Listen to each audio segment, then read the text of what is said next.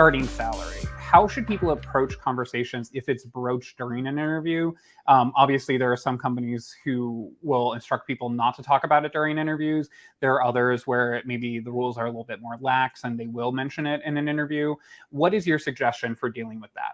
You might say, okay, well, I'm still kind of in the interview process, figuring out exactly my worth and all that, but I did do some salary research earlier this week, and I found that people in this city with these types of roles and these types of companies typically paid between X and Y. Does that fit with what you all are seeing in the market?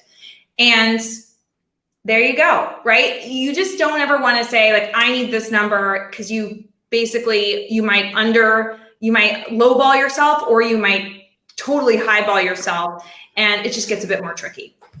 Yeah, no, I think that is really good advice. In fact, there's someone that I talked to not too long ago. His name's Kwame Christian, and I'll put it in the chat right now. But he is basically a negotiation expert.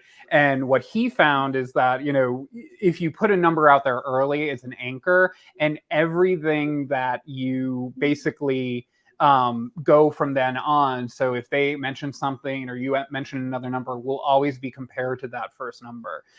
So basically, if you wait until the end or wait until they throw out a number, you're in a much stronger position, because that will be the anchor, and maybe you don't tie it too low. That way it doesn't seem, what they offer is so extraordinarily low compared to what you've had, or maybe they offer lower because you already put out a number.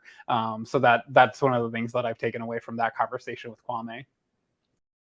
When it comes to salary expectations, you should do your research. That is, you should know what's important for you and the salary that you need to have the life you want to have.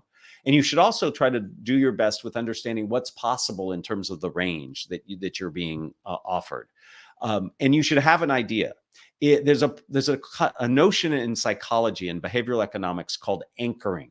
And anchoring is where you start the conversation from. So if I throw out a number, that becomes the anchor point from which we discuss. So you should have an anchor salary in mind.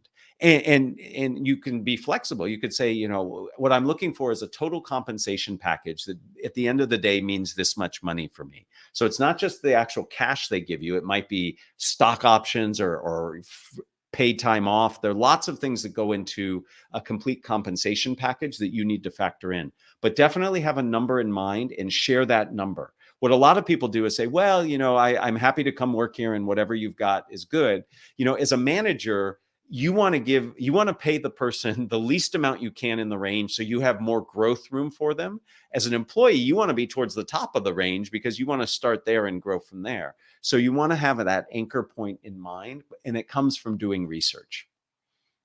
Yeah, I really like that advice, and I fully endorse the whole anchor theory. And in fact, there are a lot of municipalities, there are some states that are actually making it illegal for people to ask your previous salary, because they know how detrimental that could be to your next salary number.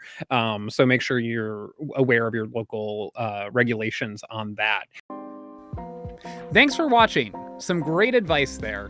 Hope you found it useful and informative. If you're looking for additional guidance on your career journey, click the buttons on the screen to see the next video in the series, or watch the full-length episode for more tips. Both videos are also listed in the description below.